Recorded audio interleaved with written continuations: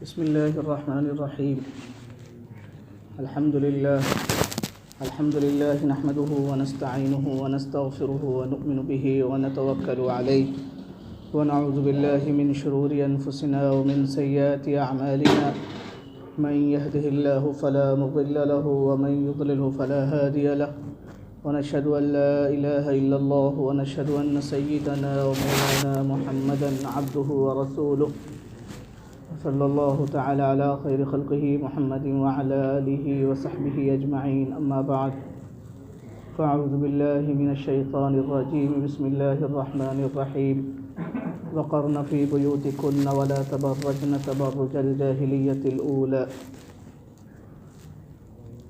صدق اللہ العظیم. وقال النبی صلی اللہ علیہ وسلم الحیاء شعبۃ من الایمان او کما قال علیہ الصلاۃ والسلام. محترم بزرگوں اور دوستو، میں نے بارہا اپنی تقریر میں یہ بات کہی ہے کہ اللہ تعالیٰ نے انسانوں کو جتنے احکامات دیے ہیں وہ سب ہماری بھلائی کے لیے ہیں. اللہ نے جتنے احکامات دیے ہیں وہ سب ہماری بھلائی کے لیے ہیں، بلکہ صرف مسلمانوں کے لیے نہیں بلکہ انسانیت کی بھلائی کے لیے. اس پر ہمارا یقین بھی ہے اور یہ عقلی طور پر پروف بھی ہے، لاجیکلی یہ پروف بھی ہے. ایسا نہیں ہے کہ صرف ہمارا زبانی دعویٰ ہے کہ شرعی احکام جو ہیں وہ صرف انسانیت کے فائدے کے لیے. بہت سی باتیں میں نے کہی ہیں اور بات ہم کرتے رہتے ہیں. مثلا اللہ تبارک و تعالی نے سود کو حرام کیا. کس کو حرام کیا؟ سود کو حرام کیا. Interest is prohibited in Islam at all. کہ سود جو ہے، انٹرسٹ جو ہے وہ اسلام میں حرام ہے. تو کیا یہ حرام ہونا اور اس حرام ہونے کا جو فائدہ ہوگا وہ صرف مسلمانوں کے لیے ہے یا ساری انسانیت کے لیے؟ ساری انسانیت کے لیے. آپ کہیں گے کیسے؟ کہ آج تو پورا اکانومی سسٹم جو ہے وہ سب انٹرسٹ بیس ہے. ہر چیز سود پر ہی جاتی ہے. سارا بینکنگ سسٹم ہمارا کس پر چلتا ہے؟ سود پر چلتا ہے. پورا معاشی نظام دنیا کا سود پر چل رہا ہے. اور اسلام اور شریعت اور قرآن یہ کہہ رہا ہے کہ سود کو اللہ نے حرام قرار دیا. احل اللہ البیع وحرم الربا، کہ سود کو اللہ نے حرام قرار دیا.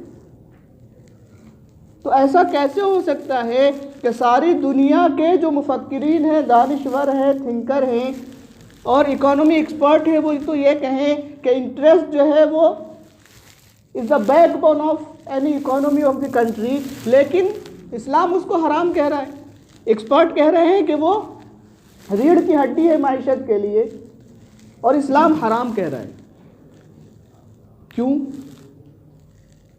اسلام اس لیے حرام کہہ رہا ہے کہ اگر آپ اس کی گہرائی میں جائیں گے تو یہ پوری انسانیت کے لیے ہانیکارک ہے. کیا ہے یہ؟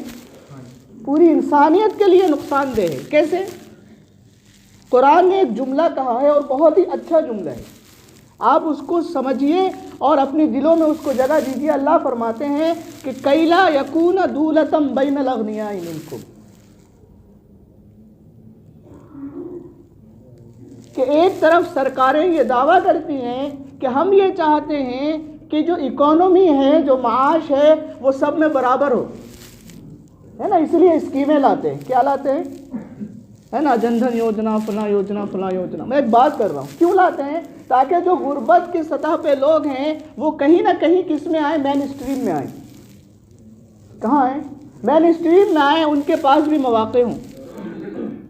لیکن اگر آپ اس کو سود پہ ناپیں گے تو سود اتنی بڑی وبا ہے جو اس چیز کو ختم کرتی ہے. کیسے ختم کرتی ہے؟ آپ مجھے بتائیے کہ قرض کون لوگ لیتے ہیں؟ قرض کون لوگ لیتے ہیں؟ غریب ہی لے گا نا. جس کے پاس پیسے نہیں ہیں وہ کیا لے گا؟ قرض لے گا. اور سود ادا کون کرے گا؟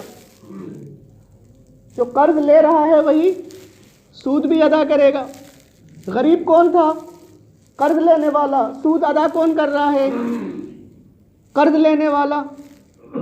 سود جا کس کے پاس رہا ہے؟ مالدار کے پاس۔ قرض دین کو رہا ہے؟ مالدار دے رہا ہے۔ تو ایک تو غریب نے قرض لیا اور سود بھی کس کو ادا کرنا پڑ رہا ہے؟ غریب کو ادا کرنا پڑ رہا ہے، تو سود بھی کہاں چلا گیا؟ اب مالدار کے پاس چلا گیا۔ کیا ہوا کہ جو غریب ہے وہ غریب سے غریب تر ہو گیا، اور جو مالدار ہے وہ مالدار سے مالدار تر ہو گیا۔ مطلب غریب بہت زیادہ غریب ہو گیا اور مالدار جو ہے بہت زیادہ مالدار ہو گیا۔ وجہ کیا ہوئی؟ وجہ یہ انٹرسٹ ہوئی۔ کیوں؟ کہ اس بیچارے نے جو پیسہ لیا تھا اس پہ اس کو سود بھی ادا کرنا پڑ رہا ہے۔ تو یہ جو معاشی ناہمواری ہے اکانومی کے اعتبار سے کہ ایک غریب ہے اور ایک مالدار ہے، شریعت نے اس کو اس لیے منع کیا کہ آپ جو یہ چیزیں کر رہے ہیں انٹرسٹ کے اعتبار سے، تو یہ ایسی ناہمواری پیدا ہوگی، یہ جو ایکول ڈسٹریبیوشن آف ویلتھ جو ہے یہ نہیں رہ پائے گا۔ اور شریعت ایکول کی بات نہیں کرتا۔ میں یہ کہوں کہ شریعت یہ چاہتی ہے کہ ہر شخص برابر ہو، ایسا نہیں ہے، لیکن کم سے کم ایک لیول پہ تو ہو۔ کس پہ ہو؟ ایک لیول پہ تو ہو، ان کے پاس بنیادی ضرورتیں تو ہو، ایسینشیل نیڈ کے لیے ان کے پاس پیسے تو ہو۔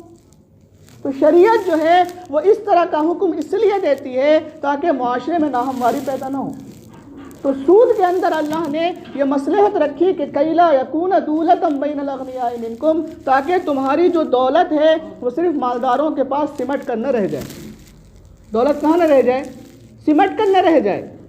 اس لیے اللہ نے زکوٰۃ کا حکم دیا۔ کیا دیا؟ اس کے برخلاف کس کا حکم دیا؟ زکوٰۃ کا حکم دیا۔ زکوٰۃ کا حکم کیوں دیا؟ تاکہ مالدار کے پاس جو پیسے ہیں وہ مالدار اپنے پیسوں کا 2.5% نکالیں ہر سال۔ کتنا نکالیں؟ 2.5% نکالیں، تاکہ وہ جو غریب ہیں ان تک وہ پہنچ سکے، تاکہ جو وہ غریب ہیں ان تک پہنچ سکے اور جو ناہمواری ہے اس میں کمی آ سکے۔ تو ایک یہ شریعت کا مسئلہ ہے۔ اسی ضمن میں اللہ نے شراب کو حرام قرار دیا۔ کس کو حرام قرار دیا؟ شراب کو حرام قرار دیا ہے نا۔ آج کل آپ نے دیکھا ہوگا بہار میں بینڈ ہے، کہاں بینڈ ہے نا، گجرات میں۔ کیوں بھائی شراب کیوں بند کر رکھی ہے؟ اس کو اللہ نے حرام قرار دیا۔ شراب کو کیوں حرام قرار دیا؟ کہ شراب میں نشہ ہوتا ہے اور نشے کی وجہ سے انسان کی جو عقل ہے وہ ختم ہو جاتی ہے۔ کیا ہو جاتی ہے؟ اور پھر انسان نہ اچھے کی تمیز کر سکتا ہے اور نہ برے کی تمیز کر سکتا ہے۔ انسان کو اپنا ہوش نہیں ہوتا۔ آپ نے دیکھا ہوگا سب پڑے رہتے ہیں، کیا رہتے ہیں؟ پی کے پڑے رہتے ہیں۔ تو شریعت نے شراب کو کیوں حرام قرار دیا؟ اس لیے حرام قرار دیا کہ انسان کی عقل ختم نہ ہو، وہ اپنی بیوی اور اپنے غیر کا رشتہ بھول جاتا ہے، عقل ایسے نہیں اس کی معاف ہو جاتی ہے، ختم ہو جاتی ہے۔ تو کیا شراب کا حرام ہونا صرف مسلمانوں کے فائدے کے لیے؟ ساری دنیا کے فائدے کے لیے۔ یہ ہم کو سمجھانا پڑے گا۔ کیا کرنا پڑے گا؟ کہ شرعی احکام جو ہیں وہ ساری دنیا کے فائدے کے لیے۔ یہ صرف اسلام کا مسئلہ نہیں ہے۔ اگر آپ کو معاشرہ صحیح رکھنا ہے تو آپ کو شراب بند کرنا ہوگا۔ اگر شراب بند نہیں کریں گے تو آج روز جو مسائل پیدا ہوتے ہیں اس طرح کے مسائل پیدا ہوں گے۔ اسی میں کا ایک اہم مسئلہ یہ ہے جو میں بتانے جا رہا ہوں کہ اسلام نے جو پردہ کا حکم دیا وہ صرف مسلمانوں کے لیے نہیں ہے۔ کس کے لیے نہیں ہے؟ اگر آپ اس کے گہرائی میں جائیں گے تو آپ کو پتہ چلے گا۔ قرآن کریم نے کہا کہ کَیْ لَا یُؤْذَیْنَ، کہ پردہ اس لیے ہے تاکہ ان کو تکلیف نہ دی جائے۔ کیا نہ دی جائے؟ تکلیف دینے کا کیا مطلب ہے؟ تکلیف دینے کا یہ مطلب ہے کہ ان کو چھیڑا نہ جائے، ان کے ساتھ چھیڑ چھاڑ نہ کی جائے، ان کو تکلیف نہ دی جائے، مولسٹیشن نہ ہو ان کا، ان کو ایذا رسانی نہ دی جائے۔ کیسے؟ کیسے؟ آپ اندازہ کر لیجیے۔ نگاہیں کدھر اٹھتی ہیں؟ نگاہیں کدھر اٹھتی ہیں؟ بے پردہ پہ یا با پردہ پہ؟ ایک موٹی سی بات ہے، ایک موٹی سی بات ہے۔ بد نظری جو ہوگی وہ کہاں ہوگی؟ جو چیز دیکھنے کی ہوگی وہی ہوگی نا۔ جو چیز دکھتی نہیں ہے اس میں بد نظری کا کیا معاملہ ہے؟ اگر ایک شخص پردے میں ہو تو یہ پتہ ہی نہیں چلے گا کہ یہ جوان ہے یا بوڑھا ہے یا بوڑھی ہے، پتہ چلے گا کسی کو؟ پتہ ہی نہیں چلے گا۔ تو جب نگاہ ہی نہیں اٹھی تو پھر گناہ کیسے ہوگا اور پھر چھیڑ چھاڑ کیسے ہوگی؟ بات لمبی ہوگی۔ مختصر یہ ہے کہ پردہ جو ہے وہ ہمارے معاشرے کے لیے ضروری ہے۔ کس کے لیے ضروری ہے؟ معاشرے کے لیے ضروری ہے۔ اگر یہ نہیں ہوگا تو فساد پھیلے گا۔ کیسے فساد پھیلے گا؟ اس طرح سے فساد پھیلے گا جو آپ آج دیکھ رہے ہیں۔ کیا دیکھ رہے ہیں؟